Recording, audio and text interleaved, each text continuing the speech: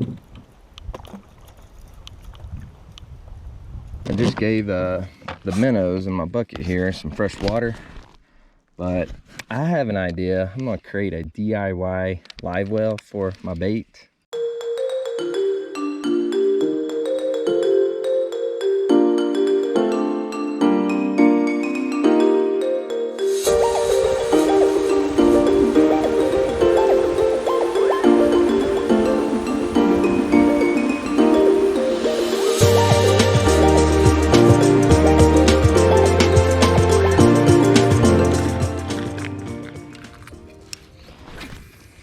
Welcome back on another adventure. We are back at that spot I was at last week where I was trying to fish for some walleye, but I had no luck whatsoever and caught quite a bit of smallmouth bass. And last week I was here, there was not a single boat in sight. And I'm already seeing, looks like 2 to 3 charter boats here, like guide boats. So that tells me one thing, that the walleye are here, or they're moving in, or about to be here. So that's good signs when you see other boats here. So the main goal today is to find the walleye, catch the walleye, and eat the walleye. But I did go ahead and bring some smallmouth bass baits, just in case the bite is slow or I can't find them. Anyways, we're gonna troll around a little bit, see if we can get on something and figure them out today.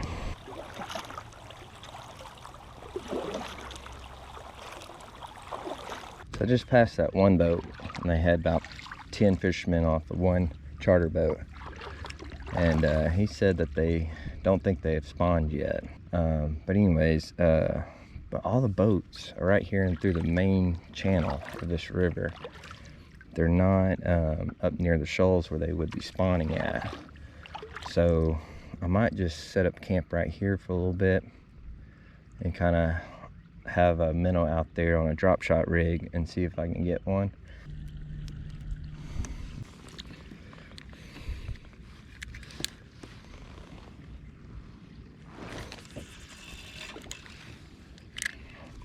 All right, we made our first cast. When they only caught 3 male walleye from a boat of 10 people, that's probably not a good sign, but maybe we can get lucky and get on some.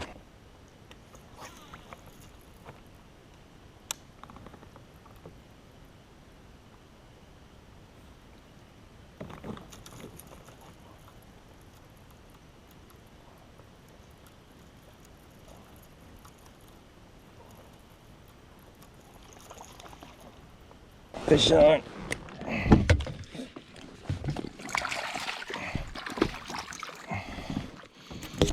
Nice. All right. Got our first fish on for today. Little smallmouth here. Man, guess what pattern I'm using too? Red crawl.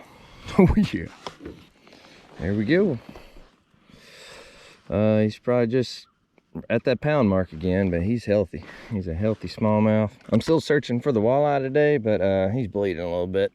But so I'm gonna get him in the water. Anyways, he's good. Oh yeah, he's really good.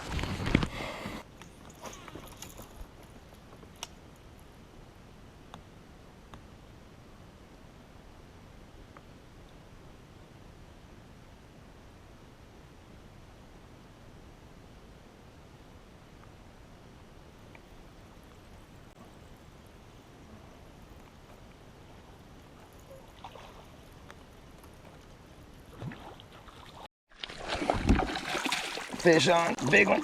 He's a good one. Oh, get in there, get in there. Yes. My net flopped. Oh, he just came unhooked too. That's a nice one. He smoked it. He's probably 1.5 pounds, getting closer to that 2-pound mark. Pretty fish. Glad we are finding them today. Super exciting. Caught him on the red crawl again, of course. Just a great color this time of year. The water is 45 degrees, so we're in about 5 feet of water. So this KVD 2.0 is just perfect for these areas and bouncing off these boulders.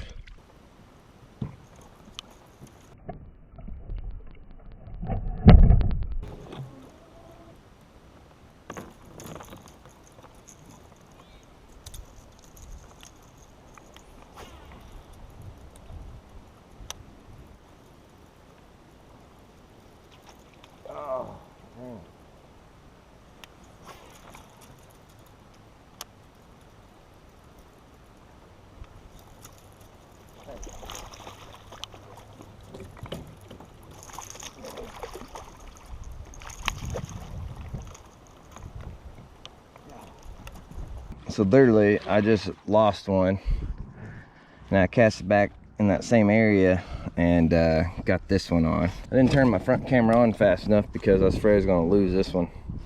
Boy, he's got a belly on him. He's thick. Can't beat it. 70-degree weather, catching smallmouth in the Ozarks. Woo-hoo! Let me show you his lips though. You can see how red those lips are. It usually tells you they're eating crawls. Thank you, man. Thank you. So, there he goes. He kicked off. All right.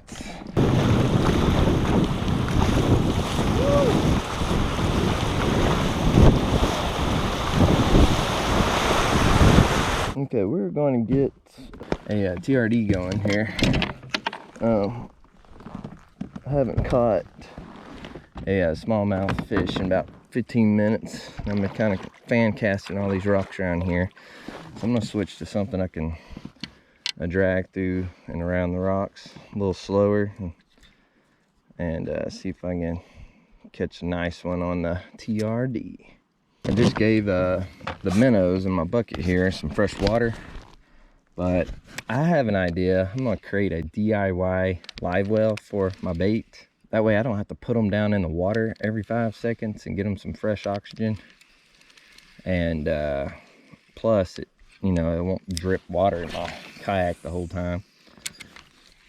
So I think when I get home, I'm going to work on a bait well I can put on this kayak that doesn't take up a lot of space but keeps that water aerated the whole time, where I don't have to constantly dunk it into the water here.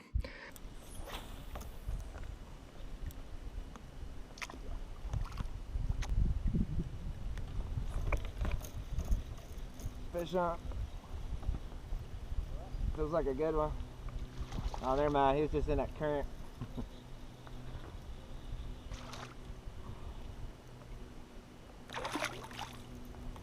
Little smallmouth. He got a fat belly on him. Good gosh. Little chunky booty.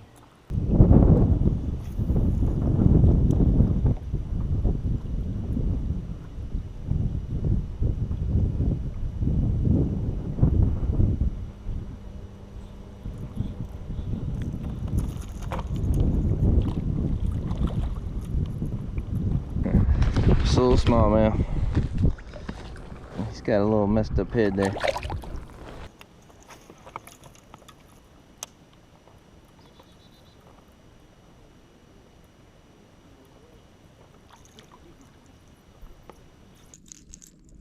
There we go. Little guy, healthy dude. See, bud. Well, I think we're gonna call it on that one. That was a tiny little Kentucky, but still fun to catch, and when the bites have been far and few between, I'll take any fish I can get. Well, we just got off the water. We made it back home, and something that drove me bonkers on the water was constantly having to dip this down in the water and circulate some fresh water in here. You know, these are great, especially if you have a boat or a John boat. You can throw them overboard and drag them with you because you have a big old 9-horse on the back or something like that. But when it comes to kayak fishing, these are kind of a nuisance because you tie it off to your boat and just let it float in the water, but it causes a lot of drag, especially when you're paddling. And when you're trolling and looking for a certain species or walleye or something like that, it really pulls and weighs you down a little bit, and your kayak will not paddle or track as well. So these are great if you're just sitting in one spot and just let it sit next to you, off the side of your boat. But when you're constantly moving, or if you're in moving water, I got super annoyed. I could tell they needed oxygen because I opened this up to get one out, and they're all like staring at me with their mouths open like, I just felt guilty as a person seeing that too. So anyways, so I kept dunking in the water and getting some circulation going there, and I'm over it. I had an idea come to me how I could create a DIY bait well out of this Max pork rinds container. Now, I've been eating a lot of pork rinds. I'm trying to get tight, before summer gets here. But you don't have to use this. I just like it because it's clear. I can see what I'm visually, trying to scoop out of there. But I mean, like a protein shake container, I mean coffee container, I mean it don't matter, whatever container you have. But I mean, this is a pretty good container. If you look at it next to the floating bucket here, it's still pretty good. It's got a lot of volume to it, and I can get a lot of minnows in here, at least a pound or a pound and a half. So in order for me not to have to worry about it constantly, dip it in the water and get some fresh water in there, I am going to attach some baby bubbles. Yes. So we're going to take our drill bit. This is a, let me see, this is a 7/32 drill bit, and I matched it up with a tube. I wanted it slightly smaller than this tube, that way it won't slip in and out easily. I want it to be able to grip a little bit but not encrimp the air going into that. So I want to be able to stay in place but still have a little bit of play if I need to add more or drop it down lower or vice versa. Also, I'm going to use some Velcro. And the Velcro is for sticking this to the side of this bucket versus, you know, having a slot where I slip that little hook system on the side. I don't want to put too many holes in this plastic container. So we're going to try to just use some heavy duty super strength Velcro and strap it to the side like that. So anyways, very, very simple project, an easy project, and super cheap. I spent about $4 on this at the local bait shop. This Velcro I've had forever. I've used it for a lot of applications, and I think I paid maybe $2 for this Velcro at Walmart, something like that. Well, let's put it together, see what happens. Alright, first things first, I'm going to go ahead and put our hole in the lid for our hose to go through. And I want to kind of keep the hole close to the side of the edge. That way, this tube's not very long. Hopefully it's enough tube there where I can get by with it. But I want it on the edge where I'm going to have my bubble maker. That way I don't use up a lot of my hose just trying to get the bubbles down into the container. So I'm going to put it right here on this side. I didn't take the sticker off, I was kind of lazy. But I'm going to make sure I stick the Velcro to the plastic itself and make sure I don't stick it on that paper, of course, where it's going to peel off eventually, especially when it gets wet. So we're going to drop this hole right here.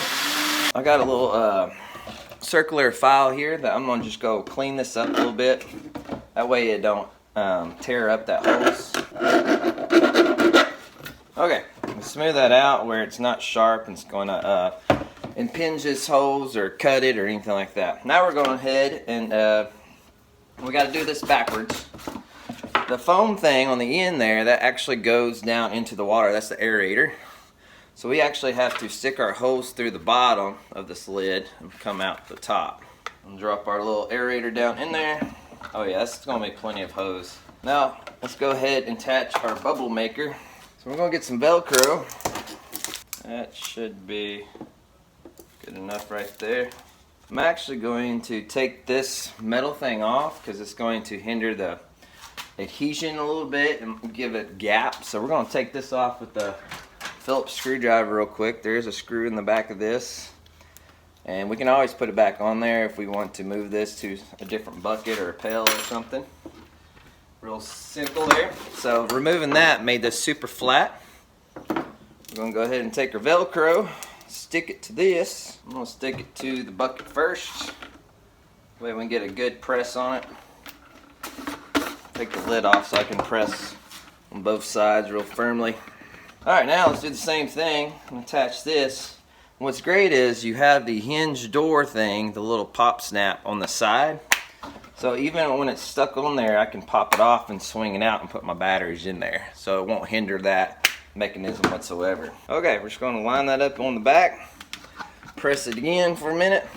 Alright, I pressed it on there. Oh yeah, good gracious. Oh, that's some super strength Velcro right there. So you see how hard it was for me to take that off that bucket, so I think that's going to work just fine. Like I said, this is going to be quick and easy. We're going to put our lid on here. We are finished. That's it. Pretty simple and easy, super cheap. Like I said, I got maybe $6 into this whole project. Nothing to it. Alright, we're going to put some water in here and a minnow. We're going to see if this baby works. Alright, let's go ahead and test it out. Bubbles are on. They're loving it. They feel very welcomed and safe and secure right now. So I'll put them on a fishing line. That's probably about 10 minnows. So I can easily hold maybe a couple dozen minnows in there, which is plenty for me by myself fishing with minnows.